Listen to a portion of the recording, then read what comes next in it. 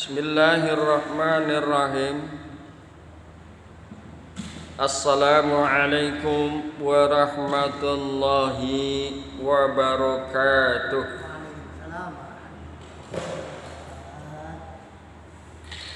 Pagi hari ini pembahasan kita yakni tentang hidup dan bersinarnya hati adalah modal segala kebaikan, dan mati serta gelapnya hati adalah modal segala keburukan. Bahwa hati yang bersinar laksana lentera yang menerangi, yang dengannya kita bisa melihat segala sesuatu. Dengan asbab terangnya lentera, maka kita bisa melihat segala sesuatu. Kemudian kita bisa melihat dan membedakan antara yang hak dengan yang batil, antara yang salah dengan yang benar, antara yang halal dan yang haram. Kan begitu. Dalam suasana gelap, katakan dalam suasana gelap, modal utama adalah lentera. Kita bisa dengan lentera tersebut akhirnya menerangi, dan kita bisa berjalan dengan aman. Karena bisa dibedakan tuh antara lubang dengan jalan yang rata. Ya kan begitu. Dengan asbab lentera yang terang itu bisa membedakan mana jalan yang berbelok, mana jalan yang lurus. Nah, itulah hati yang terang. Hati yang terang itu merupakan modal segala kebaikan. Dengan asbab kita bisa membedakan mana yang haram, mana yang halal, mana yang baik, mana yang salah. Akhirnya dengan yang demikian itu menjadikan modal segala kebaikan. Kemudian Imam yang mulia Ibnu Qayyim mengemukakan bahwa mati serta gelapnya hati adalah modal segala keburukan. Kita bisa menganalogikan bahwa gelapnya hati ibarat lentera yang tidak menyala. Lentera yang tidak menyala, tidak bisa menerangi, sehingga tidak bisa membedakan antara yang hak dengan yang batil, antara yang salah dengan yang benar, antara yang halal dengan yang haram. Semua dianggap sama. Wajar jika Ibnu Qayyim mengatakan gelapnya hati adalah modal segala keburukan. Lentera kalau kita berjalan di tengah malam yang gelap, punya lentera tapi kagak nyala. Kagak bisa terang, gak nyala, gelap udah. Ya, kita tidak bisa membedakan mana lubang, mana yang bukan lubang, mana jalan yang rata, mana jalan yang bergerunjul, mana jalan yang belok, mana jalan yang lurus. Dianggap semuanya sama karena gelap. Akhirnya dengan asbab gelap tersebut kita bisa nabrak sana, nabrak sini.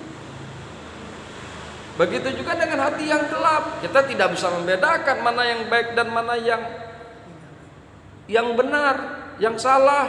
Kita nggak bisa bedakan mana yang hak, mana yang batil, mana yang halal, mana yang haram.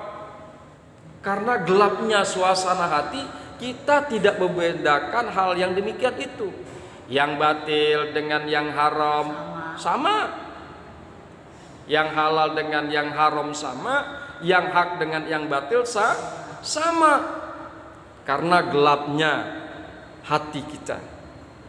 Hadirin yang berbahagia, hamba-hamba Allah yang mudah-mudahan selalu dirahmati oleh Allah Subhanahu wa taala. Itulah Makanya dikemukakan dalam pembahasan kita saat ini, dikemukakan oleh Al-Imam Al-Alamah yang mulia Ibnu Qayyim Al-Jauziyah, hidup dan bersinarnya hati adalah modal segala kebaikan, dan mati serta gelapnya hati adalah modal segala keburukan.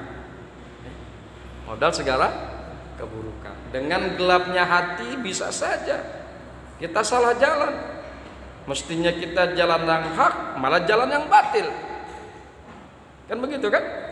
Mestinya kita mengerjakan sesuatu yang halal, malah mengerjakan sesuatu yang haram. Karena semuanya sama, gelap. Nah, itulah dikemukakan tidak salah dan sangat wajar jika beliau mengemukakan bahwa mati serta gelapnya hati adalah modal segala keburukan. Hadirin yang berbahagia, hamba-hamba Allah yang mudah-mudahan selalu dirahmati oleh Allah Subhanahu wa taala, bahwa dasar segala kebaikan dan kebahagiaan hamba, dasar segala kebaikan dan kebahagiaan hamba, bahkan setiap makhluk hidup adalah kesempurnaan hidup dan cahayanya. Hidup dan cahaya adalah modal segala kebaikan. Hidup dan cahaya adalah modal segala kebaikan. Allah berfirman, "Au man kana mayitan fa ahyainahu wa ja'alna lahu nuran yamsi bihi fin nasi kaman masaluhu fi zulumat laisa bi kharijim minha." Ini ada di dalam Al-An'am ayat 122. Dan apakah orang yang sudah mati kemudian dia kami hidupkan dan kami berikan kepadanya cahaya yang terang, yang dengan cahaya itu dia dapat berjalan di tengah-tengah masyarakat manusia, serupa dengan orang yang keadaannya berada dalam gelap gulita yang sekali-sekali tidak dapat keluar daripadanya. Tentu beda, ya, tentu beda. Yang pertama dihidupkan oleh Allah, hatinya awalnya mati, kemudian dihidupkan oleh Allah, diberikan nur dan cahaya sehingga dia menjadi terang, ya, dan dia bisa berjalan dengan baik di tengah-tengah masyarakat. Beda dengan orang yang hatinya gelap, ya, beda dengan orang yang hatinya gelap. Nah, surat Al-An'am ayat 122 ini perbandingannya adalah jelas berbeda. Jelas berbeda antara yang satu dengan yang lain. Orang yang pertama dengan orang yang kedua jelas berbeda. Hadirin yang berbahagia, hamba-hamba Allah yang mudah-mudahan selalu dirahmati oleh Allah Subhanahu wa taala. Kemudian Al-Imam Al-Alamah yang mulia Ibnu Qayyim Al-Jauziyah, mudah-mudahan Allah memberikan rahmat kepada beliau, mengemukakan bahwa Allah menghimpun dua dasar fundamental, kehidupan dan cahaya. Hidup akan melahirkan kekuatan pendengaran, penglihatan, malu, menahan diri dari yang diharamkan, keberanian, kesabaran, dan segenap akhlak mulia lainnya. Juga ia akan melahirkan kecintaan pada kebaikan dan benci kepada keburukan. Semakin kuat hidup seseorang, semakin kuat pula sifat-sifat tersebut. Sebaliknya, jika hidupnya lemah, maka lemah pula sifat-sifat itu pada dirinya. Jika hidupnya lemah, maka lemah pula sifat-sifat tersebut pada dirinya. Tingkat malunya dari berbagai keburukan adalah sebanding, adalah sama dengan kehidupan yang ada pada dirinya. Kemudian hati yang sehat dan hidup secara naluriah akan lari dan membenci jika disodorkan padanya berbagai keburukan. Ia tidak akan menoleh sedikit pun padanya. Kita lihat ya, ini yang dikemukakan oleh Imam Ibnu Qayyim. Hati yang sehat dan hidup secara naluriah akan lari dan membenci jika disodorkan padanya berbagai keburukan yang berupa kemaksiatan dan keharuman. Karena keburukan itu akan memberikan kemudaratan. Kemaksiatan akan memberikan kemudaratan, keharaman akan memberikan kemudaratan berupa siksa dan azab Allah Subhanahu wa taala. Kita bisa analogikan perkara yang demikian adalah hal ini laksana seseorang yang sehat jasmaninya dan rohani. Ketika disodorkan bertemu binatang buas, tentunya dia akan lari dan membencinya. Karena jika tidak, binatang buas itu akan memberikan kemudaratan kepadanya.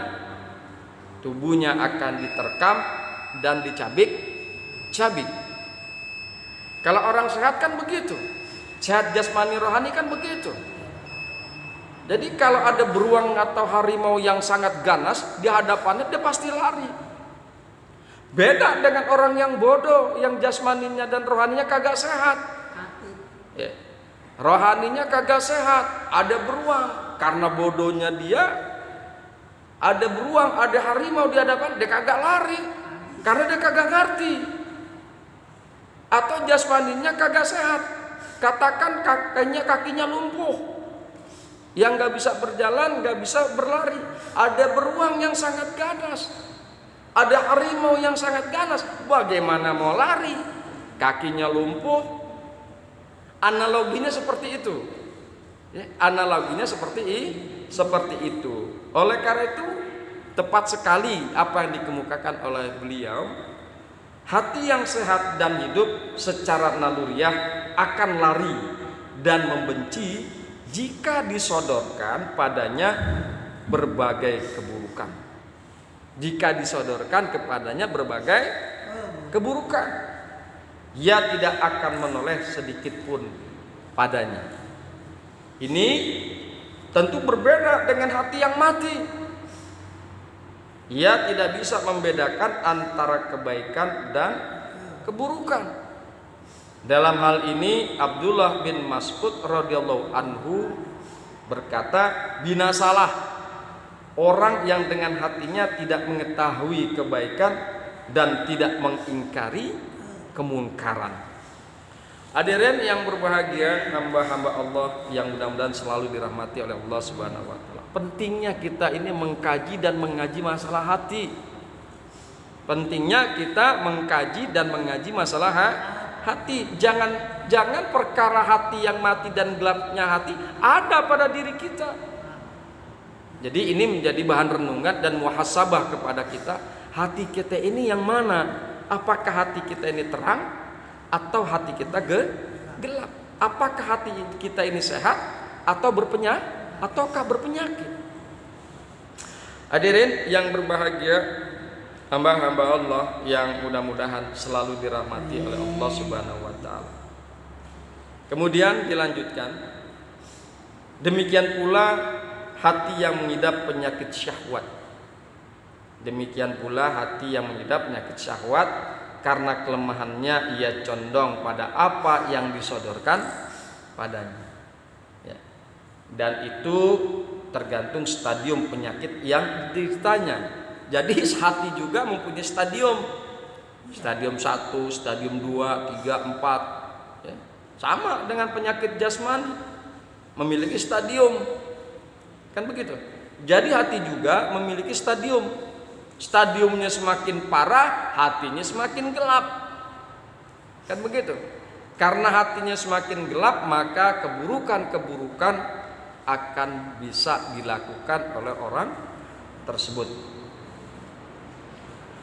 Hadirin yang berbahagia, hamba-hamba Allah yang mudah-mudahan selalu dirahmati oleh Allah Subhanahu wa taala, bahwa jika cahaya dan sinar hati kuat, maka terbukalah baginya pengetahuan dan hakikatnya. Tampaklah baginya kebaikan sebaik kebaikan, karena cahaya lalu ia mengedepankannya dalam kehidupan.